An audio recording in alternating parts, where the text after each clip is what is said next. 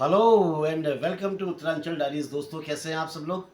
मज्जा में सब भली के रहे यार, राजी खुशी रहे दीदी बहनियों भुला दाजू नानतीनो। सब अच्छी तरह रहो, खुश रहो, बिंदास रहो। पिछले वीडियो में हमने आपको भीम पुल तक ले आए थे। भीम पुल से आगे बढ़ते हैं स्वर्गरोहिणी, यानी कि स्वर्ग की सीढ़ी, स्वर्ग जाने का रास्ता, जिससे कि पांडव चले थे जिस रास्ते में, और सिर्फ युधिष्ठिर ही वहाँ तक पहुँच पाए थे। तो उस रूट पे आप लोग भी ट्रैकिंग करने जा सकते हैं। बहुत आराम से, बहुत अच्छी तरह ट्रैक करके आ सकते हैं। मन में श्रद्धा, दिल में भक्ति, प्रभु का स्मरण करते चलिए। और दोस्तों, जिन्होंने सब्सक्राइब नहीं किया है वो सब्सक्राइब कर दीजिए, लाइक कमेंट कर दिया करें।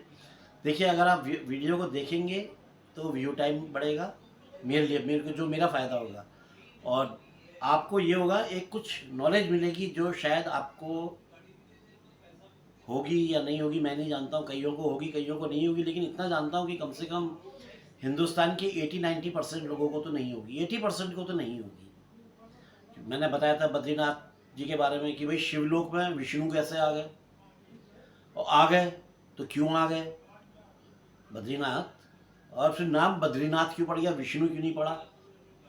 तो मैंने आपको पूरी कहानी बताई। फिर बताया था बद्रीनाथ में क्या क्या देखने लायक है, क्या मतलब भक्ति की चीज़ें हैं, क्या क्या हैं। मैंने बमड़ी गांव बताया था, लीला डूंगरी बताया था, चरण पादुका बताया था, नाग नागिन बताया था। फिर मैं आपको माणा घुमाया था। माणा में मैंने आपको गणेश जी की गुफा, वेद व्यास जी की गुफा, और भीम पुल तक मैं आपको ले आया था। तो जब पांडव, जब भीम पुल, तब भीम पुल नहीं था, जब पांडव उस स्थान में पहुँचे, मैं वो स्थान बोल रहा हूँ क्योंकि अभी वो भीम पुल है नहीं, उस स्थान में पहुँचे तो सारे भाई तो बात गए, लेकिन द्रौपदी माँ ने मना कर दिया। बोली नहीं, मैं ऐसे इसको ऐसे नहीं पार कर सकती हूँ, मैं लांग नहीं सकती हूँ, क्योंकि वो एक माता है, वो सरस्वती माँ है, और मैं भी एक माँ हूँ, महिला हूँ। तो मैं ऐसा दुस्साहस मैं नहीं कर सकती हूँ कि एक स्त्री दूसरे स्त्री के ऊपर से इस तरह से, समझ रहे ना आप? मतलब कितना एक बड़ा चरित्र और कितनी एक बड़ी बात। तब भीम ने एक शिला को उठाया, और उठा करके पहाड़ के पाट पे रख दिया, यानी कि नदी के ऊपर रख दिया, जिसके ऊपर चढ़ के द्रौपदी ने सरस्वती माँ को पार किया। जैसे ही पार किया तो वहीं पर सरस्वती माँ का मंदिर है। वहाँ से फिर जब ऊपर को हम चढ़ते हैं, अब ये भीम पुल हो गया, हाँ, सरस्वती माँ यहाँ पे विलुप्त हो रही है, भीम पुल हो गया। अब हम चल रहे हैं स्वर्गारोहिणी की तरफ को। तो स्वर्गारोहिणी की तरफ चलने के लिए सबसे पहले हम जब यहाँ से थोड़ा आगे बढ़ते हैं भीम पुल से, तो सबसे पहला स्थान पड़ता है माता मूर्ति का मंदिर। माता मूर्ति कौन है? माता मूर्ति के लिए कहा जाता है कि ये जो धर्म के देवता हैं उनकी पत्नी है। इसी स्थान पे आने के बाद में द्रौपदी लड़खड़ाई और गिरी। गिरने के बाद फिर कभी उठी नहीं, उन्होंने अपना शरीर त्याग दिया। तो भाइयों ने पूछा, भाई ये इतनी जल्दी, ये ऐसे इन्होंने शरीर कैसे छोड़ दिया अपना? तब युधिष्ठिर ने बताया कि हालांकि थी ये हम पांचों की पत्नी, लेकिन ये प्रेम जो है अर्जुन से ज़्यादा करती थी। तो जो इनका प्रेम था इनके अंदर, वो इनका मृत्यु का कारण बना। आगे जब वहाँ से बढ़ते हैं, माता मूर्ति के दर्शन करते हुए आगे बढ़ेंगे, तो बड़ा आनंद आता है, बड़ा आनंदमय माहौल होता है, बड़ा आनंद, मतलब परमानंद जी, बड़ा लहर दौड़ जाती है खुशी की। और क्या बताऊँ आपको, मैं बार बार आनंद क्यों कह रहा हूँ, क्योंकि इस जगह का नाम ही आनंदवन है जी। बड़ा खूबसूरत, दूर दूर तक फैले हुए हरे घास के मैदान, पेड़ भी अब दूर हरे हरे, बिल्कुल हरियाली चारों तरफ, शीतल ठंडी हवा, खुला आसमान, बगल में अलकनंदा। ओह, क्या खूबसूरती वहाँ की बयां करूँ। कमाल की जगह, आपका मन उठने का नहीं करेगा वहाँ से। आप फोटोग्राफी करने में इतने तकलीफ हो जाएंगे, इतना आपको आनंद आने लगेगा कि आप सोचेंगे जी बस दुनिया में स्वर्ग है, यही है, यही है, यही है। और वाकई में स्वर्ग जाने का ही रास्ता है वो। दोस्तों, वीडियो थोड़ा लंबा हो जाए कोई बात नहीं, लेकिन सुनना जरूर। आनंद वन जब क्रॉस करके जाते हैं तो वसुधारा आता है, एक वाटरफॉल है जो ऊपर से गिर रहा है, नीचे आता है। बहुत खूबसूरत वाटरफॉल है, जिस पर सप्तऋषियों ने भी स्नान किया है कहते हैं। और सबसे बड़ी बात है, वसुधारा का जो जल है ये पापियों के ऊपर नहीं पड़ता है, जिनकी अंतरात्मा गंदी हो, जिनका मन मैला हो, द्वेष की भावना रखते हो, पाप करते हो, अन्याय करते हो, उनके ऊपर उसका जल नहीं पड़ता है। अगर वो ज़बरदस्ती जाके जलप्रपात के नीचे खड़े हो जाए तो सर फट जाए उनके, इतना तेज, इतने ऊपर से पानी इतना जोर से आता है, इतना करंट उस पानी में है। लेकिन जो आम जन, जो साफ सुथरे साधुगण है, साधुगण से मेरा मतलब जो सभ्य हैं, जिनके दिल साफ है, द्वेष नहीं है, वो जब बगल से भी निकलते हैं तो जल के छींटे अपने आप ही पड़ने लगते हैं। अब आप पूछेंगे मेरे मेरे पे पड़े कि नहीं, मेरे ऊपर पड़े भाई, मेरे पे पड़े, क्योंकि मेरा मन खराब नहीं है, काला मन नहीं है, काला कपड़ा पहना हुआ है लेकिन श्री राम बने हुए नारायण हैं। क्या ये देखिए, हंसी मजाक तो चलती रहेगी। मेरे ऊपर जल के धारे पड़े, वो जल धारा के बूंदे मेरे ऊपर पड़ी वसुधारा की। इसके आगे जाके आता है लक्ष्मी वन। ये ट्रैकिंग आपकी चल रही है, आप नदी पार कर रहे हैं, उधर जा रहे हैं, पहाड़ों में चढ़ रहे हैं, उतर रहे हैं, सुबह से चलना शुरू किया है, शाम को आप पहुंचते हैं लक्ष्मी वन। लक्ष्मी वन में नाइट स्टे करते हैं। और लक्ष्मी वन जो है अपने भोजपत्र के लिए, जो पेड़ होते हैं भोजपत्र के लिए, उसके फेमस है। भोजपत्र के पेड़ की जो छाल होती है उसमें पहले लिखाई होती थी, वो कागज़ माना जाता था उस जमाने का, तो तमाम वेद पुराण सब उसी में भोजपत्र में ही लिखे गए हैं। पहले भोजपत्र होते थे, फिर वो ताम्रपत्र होने लगे, कागज़ तो बहुत बाद में आया ना। तो भोजपत्र ऐतिहासिक जो है वो भोजपत्री है, जिसमें तमाम ग्रंथ लिखे हैं, और महाभारत भी भोजपत्र में ही लिखी गई थी, जो वेद व्यास जी ने लिखाई थी। तो लक्ष्मीवन, और इसी यही वो स्थान है जहाँ पे नकुल ने अपना शरीर छोड़ा। पूछा नकुल ने शरीर क्यों छोड़ा अपना इतनी जल्दी, भाइयों ने पूछा युधिष्ठिर को। तो युधिष्ठिर ने कहा कि इनको घमंड था, नकुल बहुत खूबसूरत थे ना, इट वॉज वेरी हैंडसम, तो उनको अपनी खूबसूरती का बड़ा घमंड था। तो वो घमंड के कारण उनको, घमंड ने वहीं छू लिया, मतलब शरीर छूट गया, घमंड ने छूट गया। तो नकुल की यहाँ पे मृत्यु हुई। यहाँ पे नाइट स्टे करते हैं तो आपके साथ में जो पोर्टर आए हुए हैं, हाँ, जो आप माणा से चलेंगे तो आपको गाइड और पोर्टर ये दोनों लेने बहुत ज़रूरी हैं।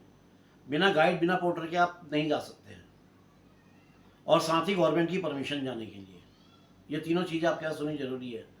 आपका पोर्टर जो है वो आपके लिए खाना वाना बनाएंगे, आपका टेंट लगाएंगे, क्योंकि वहाँ कोई होटल रिजोर्ट तो है नहीं, वहाँ पे तो आप हिमालय में हैं, आपके चारों तरफ बर्फ़ ही बर्फ़ है।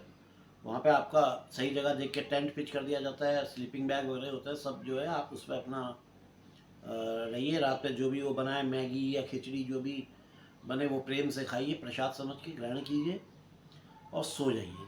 सुबह उठिए, फोटोग्राफी कीजिए, सब देखिए। हाँ, एक मज़ेदार बात यह है कि जब आप माणा से थोड़ा आगे बढ़ेंगे, मतलब लक्ष्मी वन में, आपके सुबह जब आप उठेंगे तो आपको 1-2-3 कुत्ते जरूर आपके आसपास दिखाई पड़ेंगे, जो पूरा सतोपंथ तक आपके साथ जाते हैं। आपको याद है ना, पांडवों के साथ भी एक कुकुर, एक स्वान, एक कुत्ता गया था। तो यहाँ पे पता नहीं क्या बात है, उस विराट, उस पूरे बर्फ के बीच में वो कुत्ते कहाँ से आ जाते हैं, और क्या खाते हैं, कैसे जिंदा रहते हैं, कुछ समझ में नहीं आता है। वो आ जाते हैं और वो आपके साथ चलना शुरू कर देते हैं। तो ये लक्ष्मीवन।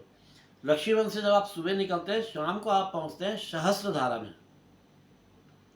सहस्त्रधारा में ग्रेनाइट के जो पत्थर है उनके बीच से जो धारा निकल रही है, बहुत ही खूबसूरत, बहुत खूबसूरत। ग्रेनाइट के बीच से धारा निकल रही है जल की। अब आप इमेजिन कीजिए कितना खूबसूरत, कितना शाइनी, कितना बिंदास, कितना मस्त कर देने वाला व्यू होता होगा। स्वर्ग जाने का रास्ता है भाई, खूबसूरत तो होगा ही, शुरुआत में ही आनंद वन मिल जाता है। इतनी खूबसूरती नेचर ने वहाँ पे, दिल खोल के भगवान ने वहाँ पे खूबसूरती का ऐसा गलीचा बिछाया हुआ है कि आप दांतों तले उंगली दबा देंगे। इतने मोह, इतना मन आपका मोह लेगी वो जगह कि आप, बहुत खूबसूरत। यहाँ पे सहदेव की मृत्यु हुई थी। सहदेव अर्जुन की मृत्यु कैसे हुई, इसके बारे में मैं ज़्यादा लंबा चौड़ा जाना नहीं चाहूँगा, क्योंकि वीडियो की लेंथ बढ़ती जाती है। वैसे तो मैंने स्टार्टिंग में आपसे बोला था लंबा हो भी जाए तो कोई बात नहीं, लेकिन छोड़िए। यहाँ पे सहदेव की मृत्यु हुई थी। फिर जब आप यहाँ से सहस्त्रधारा से चलना शुरू करेंगे, इसके अगला पड़ाव आपका आएगा चक्रधारा गुफा, चक्र तीर्थ गुफाएं, चक्र तीर्थ गुफाएं। अगर आप सही टाइम में पहुंच जाते हैं चक्र तीर्थ गुफा में, तो आप सतोपंथ तक जा सकते हैं। नहीं तो आपको यहीं पे गुफा में ही, यहीं चक्र तीर्थ में रात्रि विश्राम करना पड़ेगा। हम लोग बहुत धीरे धीरे चल रहे थे, बहुत आराम से नेचर को अपने साथ में लेते हुए इंजॉय करते हुए चल रहे थे। तो हम लोग तो यहीं रुक गए थे। तो यहाँ पे हमने टेंट नहीं लगाया था, हमें एक गुफा मिल गई थी, हम गुफा में सोए थे। उसमें चक्रतीर्थ गुफा में रहने का एक आनंद कुछ और है। हमारा सब स्लीपिंग बैग करके थे, अच्छा मतलब इंतजाम हमारे जो पोर्टर थे उन्होंने कर दिया था। खिचड़ी बनाई थी उस दिन हम लोगों ने, बहुत बढ़िया आनंददायक भोजन, प्रसाद होता है वो एक्चुअली। हम लोग चक्र तीर्थ रुके थे, और ये वो स्थान है जहाँ पर अर्जुन ने अपना शरीर छोड़ दिया था। चक्र तीर्थ के बाद में सतोपंत की झील, अगले दिन वो एज में, पहाड़ के बिल्कुल एज में, इधर लुढ़के तो गए उधर लुढ़के तो गए, ऐसा रूट है। और ग्लेशियरों के टूटने की आवाज़ आपके कानों में गड़गड़ गड़गड़ गड़गड़ गड़गड़ गड़गड़ गड़गड़ आती रहती है, जैसे पता नहीं कितने सारे वो तोप तोप दाग दिए हों। पहाड़ टूटते हैं ना, बर्फ़ के पहाड़ टूटते हैं तो आवाज़ आती है उनकी, ग्लेशियर टूटते हैं, नीचे गिरते हैं, उनकी आवाज़ आपको सुनाई पड़ती रहेगी। इस तरफ सतोपंथ, और दूसरी तरफ आप देखेंगे अलकापुरी, जिसको कुबेर की नगरी कहा जाता है, जहाँ से अलकनंदा निकलती है, उद्गम जहाँ से, जहाँ पे मैंने अपने पहले वीडियो में आपको नदियों वाला जो वीडियो बताया था कि जो गंगा से, भागीरथी से छोटी बहन अलकनंदा जहाँ पे प्रकट हुई, वो अलकापुरी था। यहीं से अलकनंदा ने बढ़ना शुरू किया था, जो श्री बद्री नारायण के चरणों को छूते हुए आगे बढ़ती थी। मैंने बताया था आपको, वो वीडियो आप ज़रूर देखिएगा। तो गंगा की कहानी जो है उस पर आप जरूर देखिएगा, माँ गंगा की स्टोरी जो वीडियो मैंने बनाया था। खैर, इसके लिए जो ये हमारा सतोपंथ जो झील है, इसकी तारीफ सबसे बड़ी क्या है मैं आपको बताऊं कि ये इतनी साफ, इतना स्वच्छ जल है, इतना निर्मल जल, आप इमेजिन नहीं कर सकते। क्रिस्टल क्लियर वाटर, बिल्कुल शुद्ध। और तारीफ की बात बताऊं, अगर गलती से इसमें कोई पत्ता, कोई तिनका, कुछ भी झील के ऊपर गिर जाए तो कहीं से कोई एक चिड़िया कोई ना कोई आती है और उसको अपने चोंच से उठाती है और ले जा करके झील से दूर कर देती है। कितनी पवित्र झील होगी सोचिए, और भगवान की ऐसी क्या महिमा है इस झील पे। यही बात सबसे बड़ी है। एकादशी के दिन ब्रह्मा विष्णु महेश स्नान करते हैं इस झील में, ध्यान लगाते हैं। इस झील की इतनी मान्यता है। और यहीं से आपको सामने दिखाई पड़ेगी स्वर्ग की सीढ़ी, जिसको अगर आप जाना चाहें तो आप जा नहीं पाएंगे। आप बहुत से बहुत चंद्रकुंड तक चले जाएंगे, क्योंकि चंद्रकुंड सूर्यकुंड रास्ते में पड़ते हैं। और उसके बाद फिर इतना भयानक रास्ता है, इतना भयानक ग्लेशियर आते हैं कि आपने पता लगा कि पाँव रखा और आप वहीं ज़मीन के अंदर चले गए, आप भी भूमिगत हो गए, कोई भरोसा नहीं। क्योंकि पूरा बर्फ़ है ना, आप तो बहुत, आप बिल्कुल अपर रेंज में हिमालयाज़ की हैं आप इतनी डीप आ गए हिमालय के अंदर कि अब आपको हर कदम पे कहीं कुछ भी हो सकता है। मतलब कहीं पे भी कदम कदम पे रिस्क है, जिसको बोलते हैं। और इसीलिए जो है गाइड का होना बहुत ज़रूरी है। और सतोपन झील से जब आप स्वर्ग की सीढ़ी देखते हैं तो आपको 3 सीढ़ियाँ तो साफ दिखाई पड़ती हैं। उसके बाद फिर बादलों की वजह से वो दिखनी बंद हो जाती हैं। जैसे हमने 2 तो एकदम साफ देखी थी, तीसरी को हम धुंधली हमको दिखी, क्योंकि बादल आ जा रहे थे, कोहरा, एकदम कोहरा आ जा रहा था, कोहरा थोड़ा छट रहा था तो दिख जा रही थी। फिर जो महाराज जी हमको वहाँ पे मिले थे, वो वहीं पे रहते हैं, उन्होंने कहा था अब आप लोग यहाँ से जल्दी, अगर आपको वापसी करनी है तो सही टाइम में स्नान और अपना जो भी आपने पूजा करना है वो करके आप सही टाइम में चले जाएं, क्योंकि मौसम कभी भी ख़राब हो सकता है। और मौसम ख़राब होगा, बर्फ़ गिरेगी, आप लोगों को दिक्कत हो जाएगी। बहुत अच्छी तरह से उन्होंने समझा। और वहाँ पे आपको जो भी साधु संत मिलेंगे वो बहुत पहुँचे हुए और बड़े ज्ञानी, एक से बढ़ के एक लोग उन गुफाओं में दिखते भी नहीं हैं अब तो। पता लगा कोई रिटायर्ड आईएएस है, या कोई नौकरी छोड़ के, बहुत बड़ा डॉक्टर कोई नौकरी छोड़ के आके जो है कंदराव में रह रहा है। एक से बढ़ के एक पोजीशन के लोग, जिनको ज्ञान हो गया है सच में कि ज्ञान है क्या, जिनको समझ में आ गया दुनियादारी और ये दिखावा और सच्चाई में अंतर जिन्होंने महसूस कर लिया है, वो बस गए वहाँ पे। आपको दिखेंगे नहीं, आप हम जैसे ऐसे लोगों को दिखते ही नहीं हैं, लेकिन हैं वहाँ की गुफाओं में एक से एक ज्ञानी लोग हैं। तो ये थी दोस्तों स्वर्ग रोहिणी की यात्रा, जो आपके साथ मैंने दोबारा से कर ली है। उम्मीद करता हूँ आपको पसंद आई होगी। दोस्तों अगर पसंद आया है तो लाइक कमेंट्स ज़रूर करें दोस्तों। वीडियो को पूरा देखा करें, बढ़ा बढ़ा के ना देखा करें, क्योंकि आपको फिर जब कहानी पूरी नहीं सुनेंगे तो सुनाने वाले को भी मज़ा नहीं आएगा, सुनने वाले के भी समझ में नहीं आएगा। और जो भाई पहली बार वीडियो पे आए हैं, जो मित्र या जो भी बहनें हैं जो भी पहली बार इस वीडियो में आई हैं, विनती करता हूँ सब्सक्राइब करें। अगर इसी तरह की और भी आपको किस्से कहानियाँ सुननी हैं, गपशप करनी है, किस्से कहानियाँ नहीं गपशप, मैं वो चीज़ें सुनाता हूँ जो मैंने करी हैं, देखी हैं, सुनी हैं।